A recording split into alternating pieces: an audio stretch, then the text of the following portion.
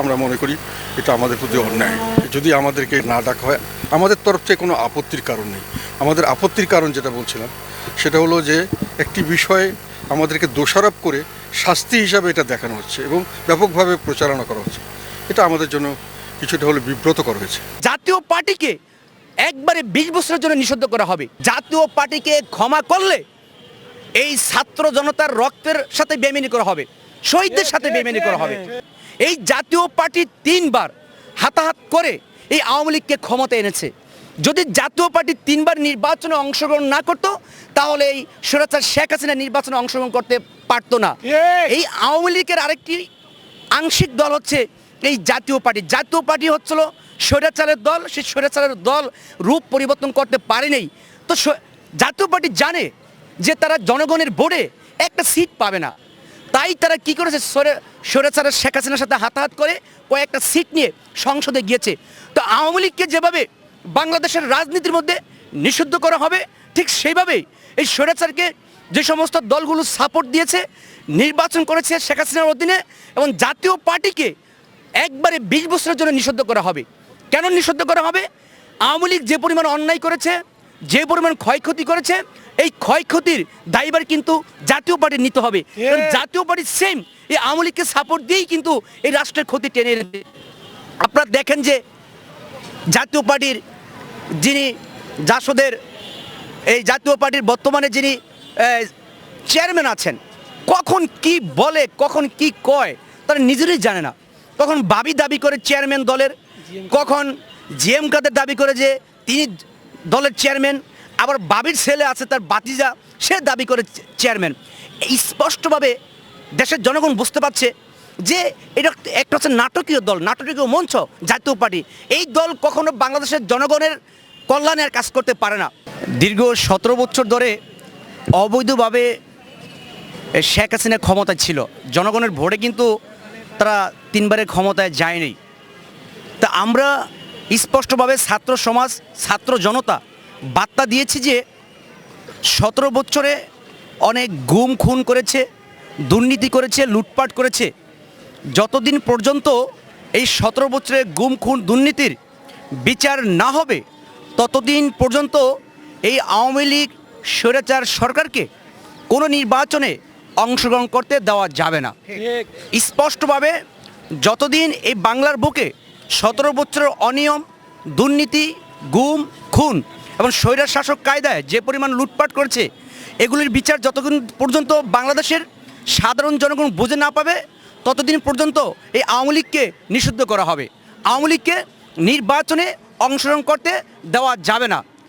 এখন আওয়ামী লীগ যেই অপকর্মকাণ্ড করেছে, সেটা বাংলাদেশের সকল জনগণ তাদের প্রতি অতিষ্ঠ হয়ে গিয়েছে। এখন আওয়ামী লীগের নাম শুনলেই সাধারণ মানুষ থুতু দেয়। শুধু সাধারণ মানুষ নয়, যারা আওয়ামী লীগ করেছে তারাও কিন্তু আওয়ামী লীগকে এখন ঘৃণা করে। কারণ কেন?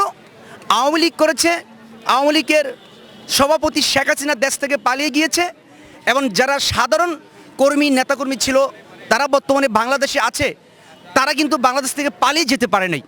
তো এখন আওয়ামী লীগের প্রভাব খাটিয়ে শেখ হাসিনার নির্দেশনায় যে আওয়ামী লীগের নেতারা অনেক আকাম সাকাম করেছে, সেগুলোর খেসারত কিন্তু এখন এই আওয়ামী লীগের নেতাকর্মীদের দিতে হচ্ছে। তা আমরা একটা কথা বিশ্বাস করি, বাংলাদেশে 100 বছরের মধ্যেও আওয়ামী লীগ আর ক্ষমতা আসতে পারবে না। সেটা দেশের জনগণ সিদ্ধান্ত নিয়েছে। কারণ দেশের জনগণ এতই ক্ষিপ্ত আওয়ামী লীগের প্রতি, সেটা আপনারা দেখেছেন যে 5 তারিখে আপনারা দেখেছেন যে কিভাবে ওই গণভবন ঘেরাও করেছে, কিভাবে শেখ হাসিনার প্রতি মানুষের রাগ ক্ষোভ জেরেছে। তাই আমরা বলতে চাই যে যে পরিমাণে লুটপাট করেছে আওয়ামী লীগের এমপি মন্ত্রীরা, শেখ হাসিনা সহ আওয়ামী লীগের 350 জন এমপি মন্ত্রীদেরকে বাংলাদেশে আইনের আওতায় এনে শাস্তির ব্যবস্থা করা হবে। 350 জন এমপি মন্ত্রীকে ছাড় দেওয়া হবে না। আওয়ামী লীগের সাইনবোর্ড দিয়ে, শেখ হাসিনার সাইনবোর্ড দিয়ে প্রত্যেকটা আওয়ামী লীগের এমপি মন্ত্রীরা দুর্নীতি করেছে।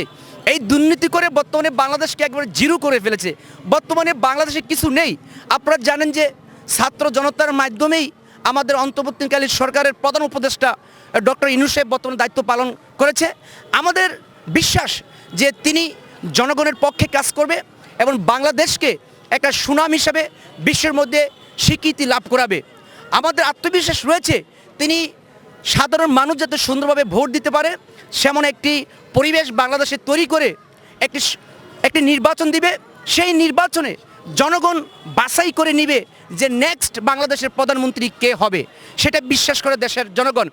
ইউনূস সাহেবের সুনাম নষ্ট করার জন্য এবং বাংলাদেশকে বিতর্কিত করার জন্য শেখ হাসিনা পালিয়ে গিয়েছে, কিন্তু শেখ হাসিনার উত্তরসূরি যারা আছে, আওয়ামী লীগের অনেক গুন্ডাপান্ডা যারা আছে, যুবলীগের অনেক গুন্ডাপান্ডা যারা আছে, ছাত্রলীগের যারা গুন্ডাপান্ডা আছে, তারা এখন আওয়ামী লীগের ব্যানার বাদ দিয়ে বিভিন্ন রূপ নিয়ে মাঠে ঘাটে আসে বিতর্কিত করার জন্য। তো আমরা বলতে চাচ্ছি যে এ ধরনের বিতর্কিত করা চলবে না। আপনারা দেখেছেন যে প্রেস ক্লাবের সামনে ডক্টর ইউনূস সাহেবের পদত্যাগের দাবিতে তারা মিছিল মিটিং করছে। ওরা কারা? ওরা হচ্ছে শেখ হাসিনার স্বৈরাচারের লালিত পুত্র, তারা হচ্ছে তাদের পালিত পুত্র। তাদের কথায় আমাদের কিছু যায় আসে না। অন্তর্বর্তীকালীন সরকারের যারা উপদেষ্টা আছে তাদেরকে ছাত্র জনতাই দায়িত্ব দিয়েছে, আবার ছাত্র জনতার মাধ্যমেই একটা সুন্দর পরিবেশ নির্বাচন হবে, সেটা দেশের মানুষ বিশ্বাস করে। আপনারা জানেন যে স্বাধীনের সময় যখন ৭১-এর পরে বঙ্গবন্ধু শেখ মুজিবুর রহমান দায়িত্ব পায়, তখন দায়িত্ব পাওয়ার পরে কিন্তু তিনি বাকশাল কায়েম করেছিল, মুজিব বাহিনী কায়েম করেছিল। এই যে মুজিব বাহিনী বলেন এবং বাকশাল বলেন, বাকশালের মাধ্যমে মুজিব বাহিনীর মাধ্যমে অনেক লুটপাট করেছে, অনেক দর্শন করেছে, এগুলোর বিচার হয়নি। স্বাধীনের পরে কারা গুম খুনের রাজত্ব করেছিল? আওয়ামী লীগ কিন্তু গুম খুনের রাজত্ব করেছিল। আপনারা জানেন যে জাসদের ৩০,০০০ নেতাকর্মীদেরকে হত্যা করেছে বঙ্গবন্ধুর নির্দেশনায়। আপনারা জানেন যে মুজিব বাহিনী তৈরি করা হয়েছিল।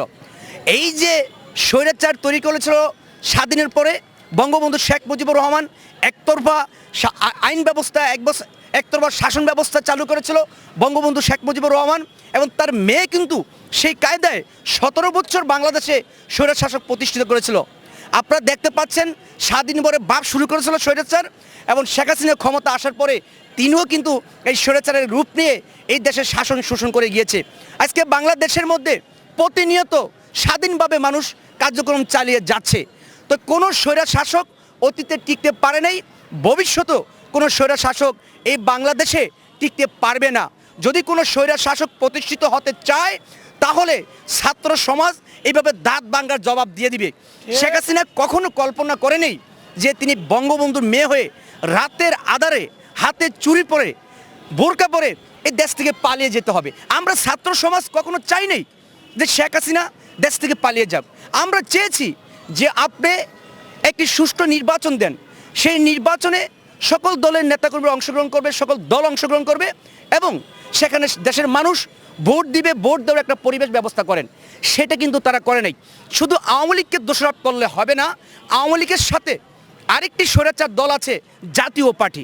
এই জাতীয় পার্টি ৩ বার হাতাহাত করে এই আওয়ামী লীগকে ক্ষমতা এনেছে। যদি জাতীয় পার্টি ৩ বার নির্বাচনে অংশগ্রহণ না করতো তাহলে এই স্বৈরাচার শেখ হাসিনা নির্বাচনে অংশগ্রহণ করতে পারতো না। এই আওয়ামী লীগের আরেকটি আংশিক দল হচ্ছে এই জাতীয় পার্টি। জাতীয় পার্টি হচ্ছিল স্বৈরাচারের দল, সেই স্বৈরাচারের দল রূপ পরিবর্তন করতে পারেনি। তো জাতীয় পার্টি জানে যে তারা জনগণের ভোটে একটা সিট পাবে না, তাই তারা কি করেছে, স্বৈরাচারের শেখ হাসিনার সাথে হাতাহাত করে কয়েকটা সিট নিয়ে সংসদে গিয়েছে।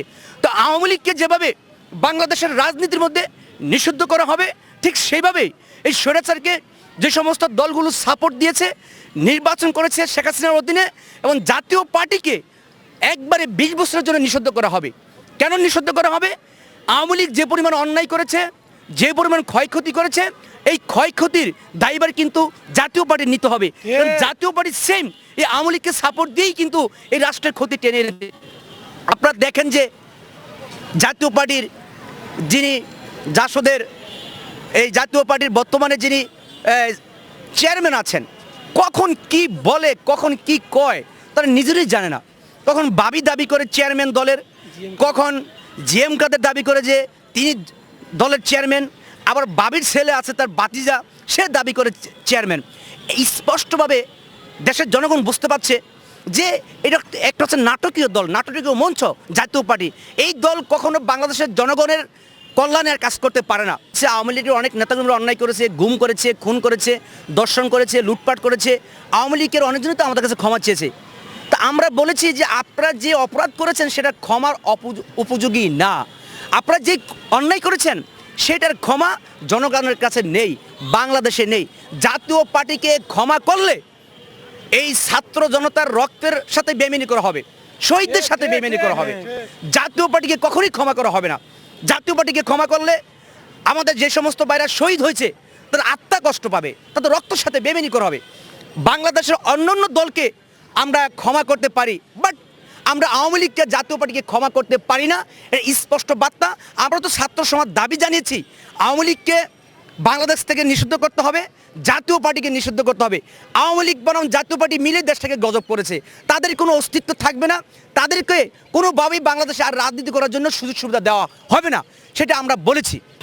দেখেন, একজন মানুষ অপরাধ করলো আর দুর্নীতি করলো, স্বৈরাচারকে সাপোর্ট দিল, সাপোর্ট দেওয়ার পর স্বৈরাচারের কায়দায় সুযোগ সুবিধা নিল, সে আজ যদি ক্ষমা চায় তাকে আপনারা কি ক্ষমা করবেন? যারা সাংবাদিক আছেন আপনারা তো সুন্দরভাবে নিউজ প্রচার প্রচারণা করতে পারেন নাই।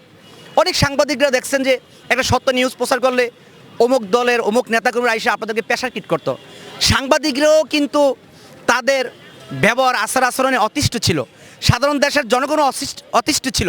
তা আমরা বলতে চাচ্ছি যে এই যে ছাত্র জনতার মাধ্যমে যে একটা গণ অভ্যুত্থান হয়েছে, একটা স্বৈরাচারের পতন হয়েছে, সেখানে আমরা দেখেছি যে গণ অধিকার পরিষদ, ছাত্র অধিকার পরিষদ, জমায়েত, শিবির, হেফাজত ইসলাম এবং চরমোনাই, জাতীয়তাবাদী, বিএনপি, এই সমস্ত দলগুলি কিন্তু এই মাঠে অনেক শ্রম, ঘাম, রক্ত দিয়েই কিন্তু আন্দোলন সংগ্রাম করেছিল। আর যে দলগুলো ছিল এগুলো একটা সুবিধাবাদী দল ছিল, যে শেখ হাসিনার পতন হবে কি হবে না, শেখ হাসিনা কি আউট হবে কি হবে না। যদি ছাত্র আন্দোলনের মাধ্যমে শেখ হাসিনার পতন না হয় তাহলে তাদের অস্তিত্ব থাকবে না। তারা এক পাও আগাইছে, 10 পাও পিছিয়েছে। কিন্তু আমরা ছাত্র অধিকার পরিষদ রাজপথে ছাত্রদের নিয়েই কিন্তু ছিলাম, যে যদি বাঁচি সবাইকে নিয়ে বাঁচবো, আর যদি মরতে হয় আমরা স্বৈরাচারের সাথে লড়াই করে মরব। বাট আমরা স্বৈরাচারের সাথে কোনো আপোষ করে, আমরা কোনো সমঝোতা করে, আমরা কোনো মিলমিশ করে আমরা আন্দোলন ছাড়বো না। আমরা শেখ হাসিনাকে বলেছিলাম যে আমাদের রক্তের বিনিময়, আমাদের প্রাণের বিনিময় আমরা দেশকে স্বাধীন করব।